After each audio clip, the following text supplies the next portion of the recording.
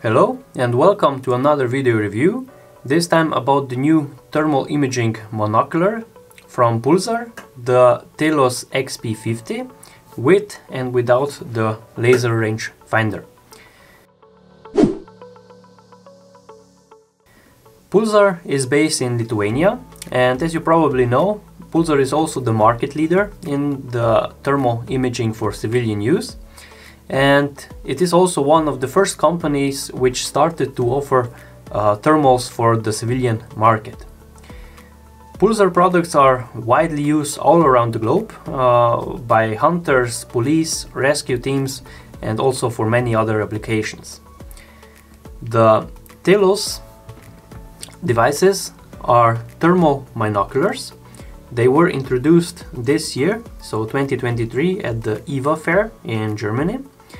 And they are designed to replace the Helion XP50 Pro series of devices.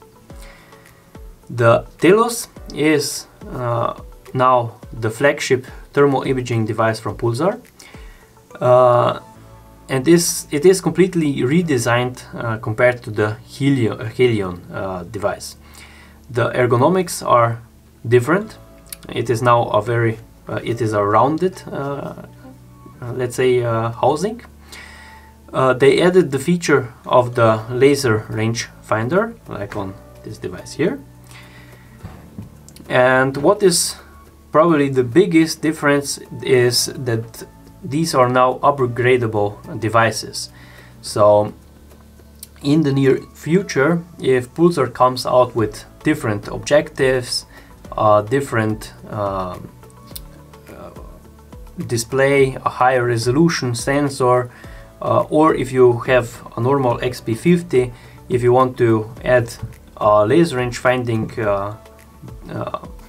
device, you can all do it probably by yourself.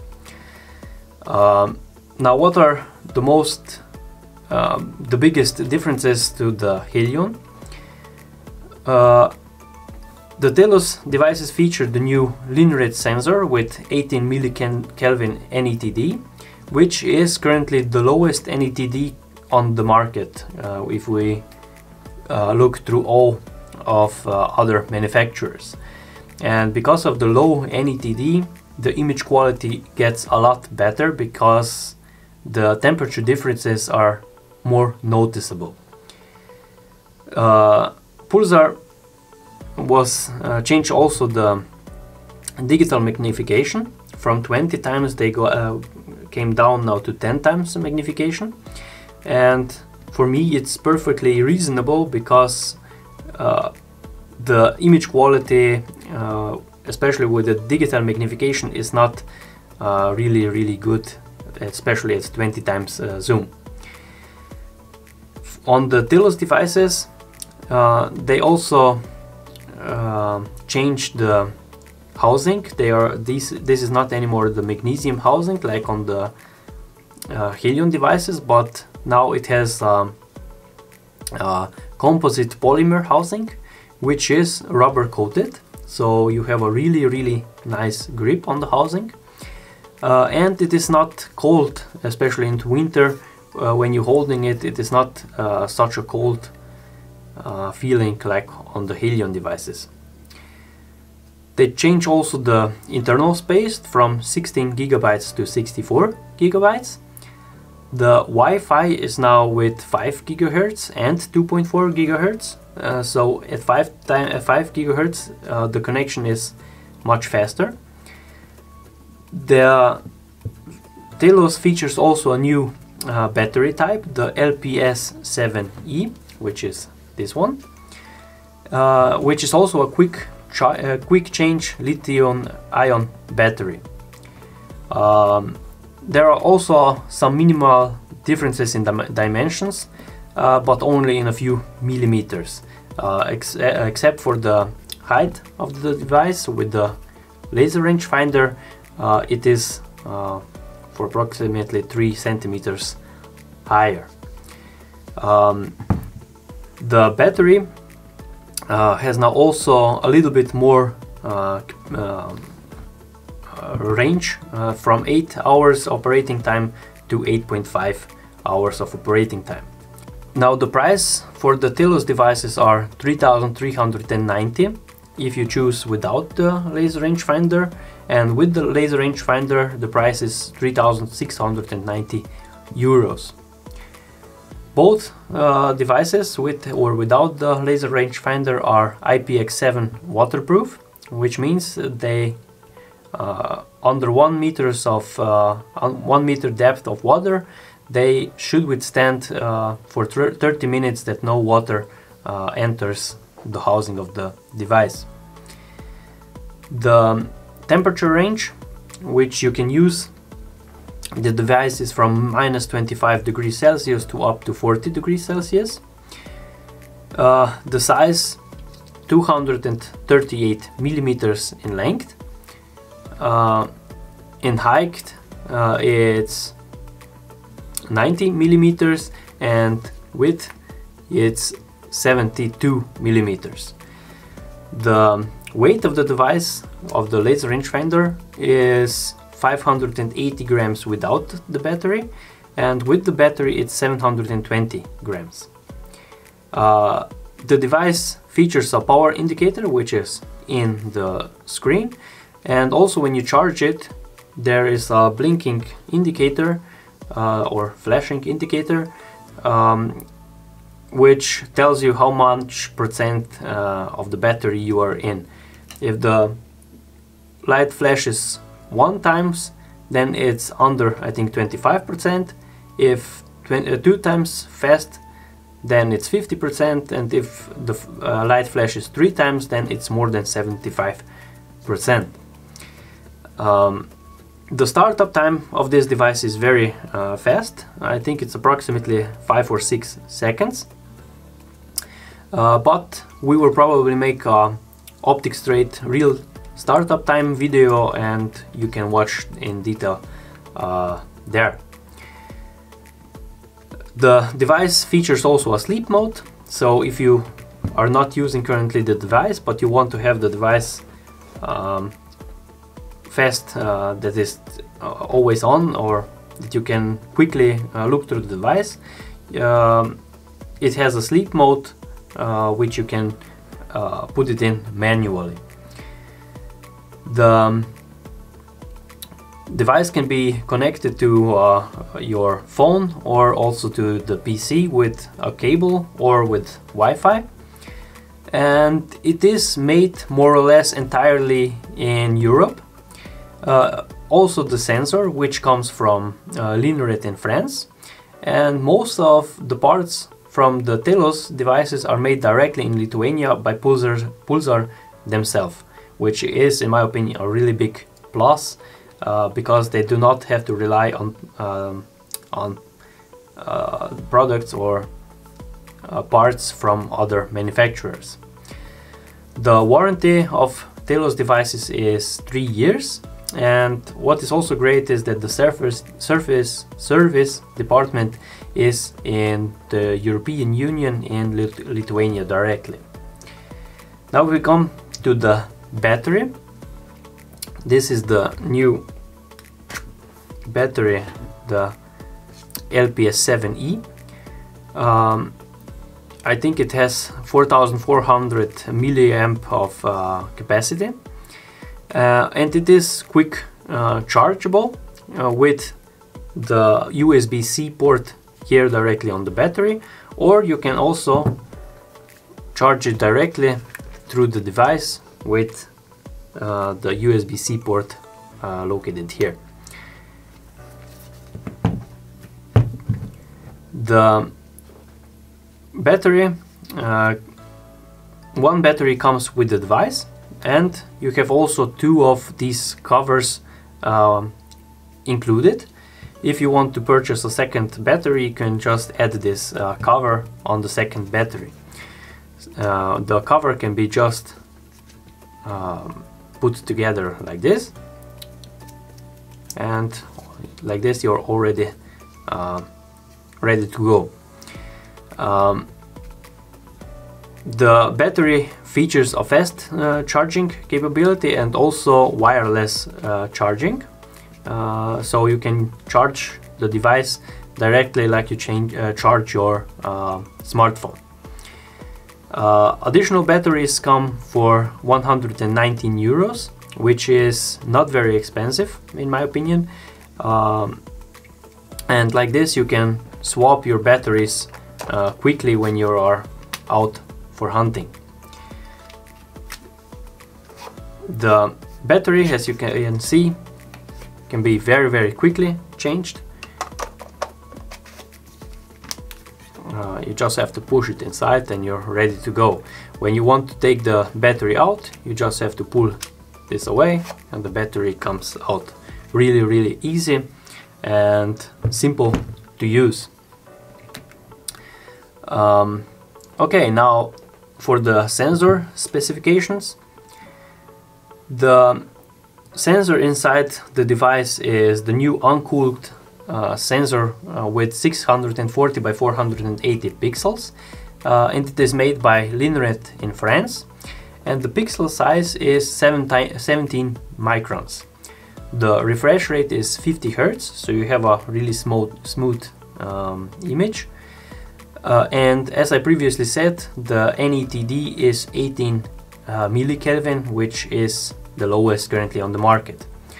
The device features 3 calibration modes: automatic, manual and semi-manual, and the display inside the device is the AMOLED HD with a resolution of 1024 by 768 pixels.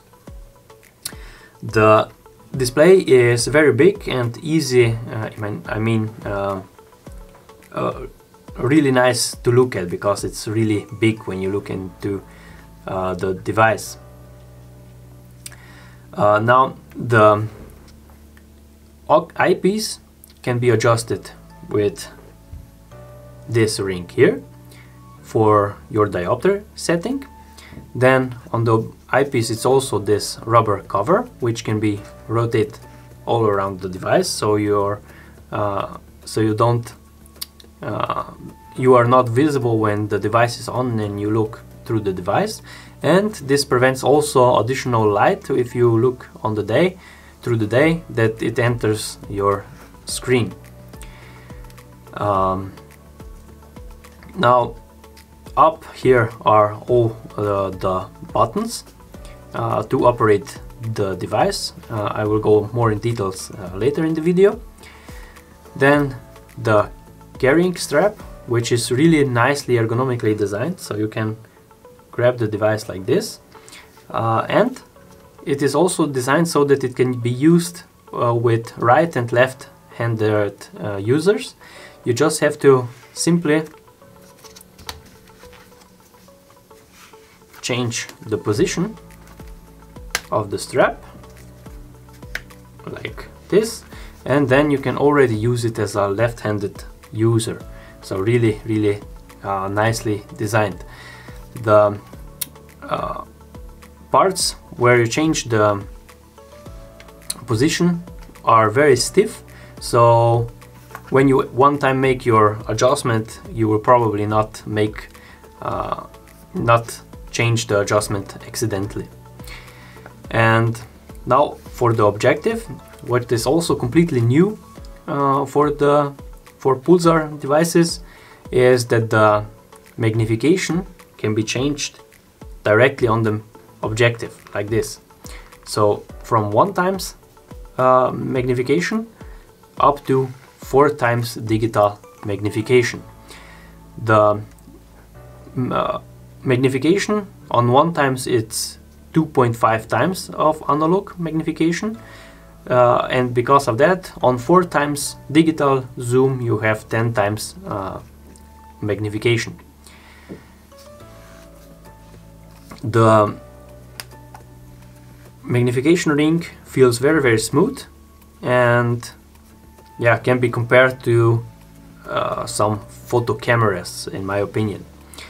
And lastly, on the objective there is the focusing ring, which also feels very smooth, and the focusing works from, I think, 5 meters up to infinity. And lastly, the objective cover, which is made from hard plastic, can be secured on the side, and the objective cover can also be switched to the other position, like this, or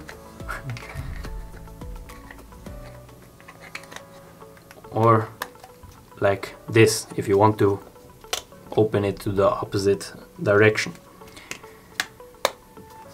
Okay, the lens diameter on the XP50 is of course 50 millimeters. The aperture of the device is 1.0, and the field of view is 21.8 meters at 100 meters by 16.3 meters at 100 meters.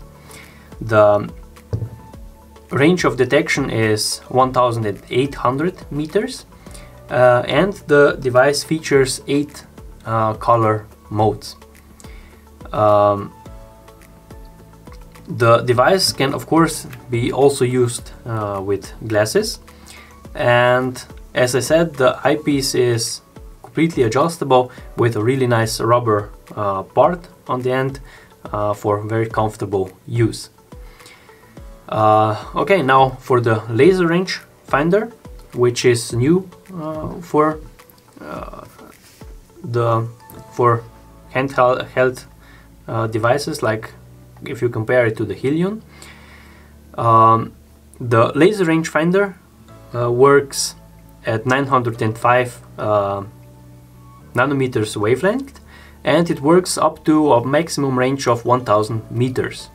The minimal range of the laser rangefinder is 5 meters, and the accuracy is ±1 meter.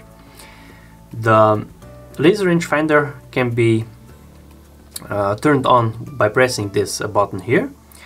With a short press, the laser rangefinder turns on, and with the second short press, the laser rangefinder gives you the range you are ranging. With a long press, the laser rangefinder goes to the scan mode, so it is much easier to look on your target and get also the numbers.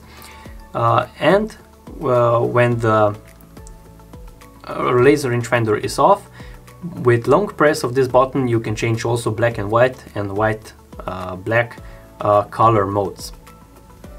What I also tried is this laser rangefinder air in bad weather like rain and fog, and I have to say it works much better like some laser rangefinders from competitors.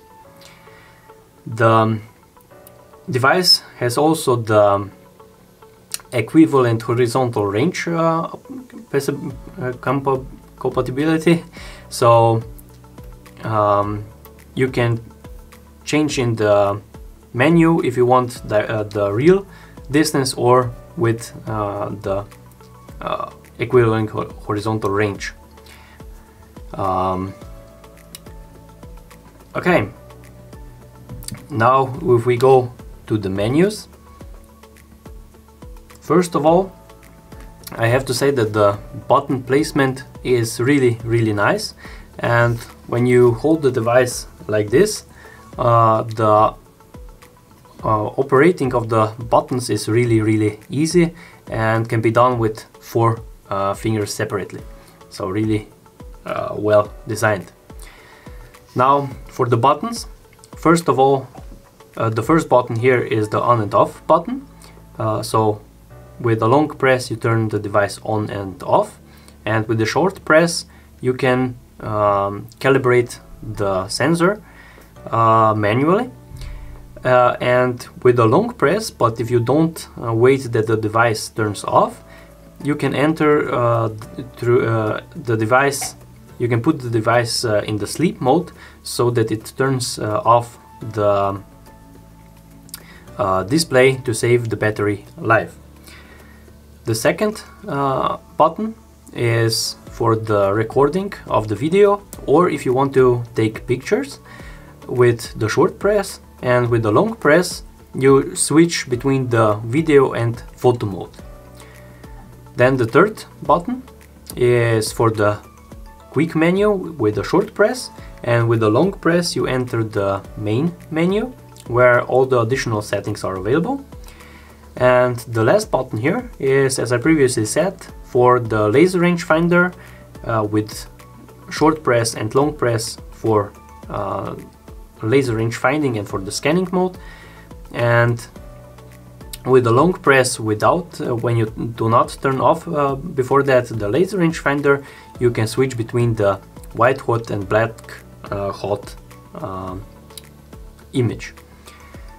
Now for the main menu, when you hold this button for a few seconds, you enter the main menu, which I can show you here. Then you enter this main menu where you have all additional features, like on the first is the amplification level, then the color modes, third one is the smoothing filter, the fourth one is the user mode if you want to save the user's brightness and contrast settings, then icon brightness, picture-in-picture mode, Wi-Fi activation, and if you go further down you can enter the second part of the menu with the Wi-Fi settings, microphone on and off, range finding settings, then general settings, defective pixel repair, and device information. In the general settings you have additional settings like the clock settings, date, and so on. Okay, now for the connectivity, Wi-Fi and cable, as I previously said, can be switched between 2.4 and 5 GHz. The videos are made with MP4 and the photos with JPEG, and you can manually turn on and off with the microphone. The internal memory is 64 GB, so a really big storage for more than 1 hour of videos and a lot of photos. And all in all, I have to say the menu is very user-friendly and easy to operate. Now, what is in the box? First of all, with the device comes a really nice carrying bag, which can be very quickly opened and closed, and it is designed with straps for attaching it to the waist belt, and as well as to the equipment with modular mole fixation systems. Then we have the carrying straps, a cable for charging and for the data, charging adapter, this small cover or also adapter for the batteries, a battery cover, and of course the battery with an additional battery cover. And lastly, a quick start guide, and also a quick start guide for the Stream Vision 2 app, which you can download from the web store or app store to your phone. And with this you can also operate the entire device when looking through the phone, which is really nice, and I have to say it is one of the best apps on the market for such devices. And lastly, the warranty certificate with the 3 years of warranty. Okay, now for a short summary. First of all, the positives. The biggest positive point, in my opinion, is that it is an upgradable device, which is future-proof, and if you need or feel the desire to change some parts on the device, you can always change, and you don't have to purchase an entirely new device in the future. Then the second is the build quality and ergonomic design. I really like that the device comes now with a laser range finding piece. The focusing on the objective and the digital magnification on the objective is really nice. I really like it, and I think it's much better than magnification with buttons like it was before. Then the batteries, that they do not stand somewhere out of the device, and they are then you can change it very easy and quickly. And of course that the price of the batteries is not very high. With 120 euros approximately, I think it is a reasonable price for such a battery. And I think lastly, the price. Even though it is not a cheap device with 3,700 euros approximately, it is a very expensive device. But if you look that the device can be upgraded, that you don't have to replace the whole device in the near future, or especially with the new sensor with only 18 NETD sensor, I think it is a reasonable price, especially because of the laser range finding capabilities. Yeah, I think it is really worth the price. I think it's not too expensive in my opinion. Okay, now what is sour about this device? Laser rangefinder, I think it could work to a longer distance, because you could use it also during the day for long range shooting, or something else also. And ballistic software, I think it would be a really nice addition, because if you look through the device, then if you would have the ballistic software, let's say you range 300 meters, if the device would tell you you should aim, let's say 1 meter above the target or so many clicks, it would be perfect in my opinion. Lastly, I think in the beginning this is a weak point of the device, because it's located on the side and it is really easy to open the battery, but I used the device now a few times during the hunt, and I never opened this accidentally. So first I thought it is a weak point, but now I see it is perfectly very well made, and you don't open this accidentally. Okay, now for the competition. First of all, the HIC Micro Falcon. I think because it's cheaper, it's a really good competition, but you have no option to upgrade the device in the future, and you don't have the option with the laser range finder. Then the next two devices are from Infrared, the Zoom ZH50 version 2 and the Infrared Unique. Both are cheaper. The Zoom has the double zoom feature, which means you have a bigger field of view and more zoom. But again, it is not upgradable and no laser rangefinder option available. The next one is Leica Calanox, which has also a great image quality, but it is much more expensive. And lastly, the new size DTI monoculars, which are the latest from Zeiss, but again they are much more expensive, even more than the Leica, and they also do not come with a laser rangefinder. Okay, I hope you found this video review useful.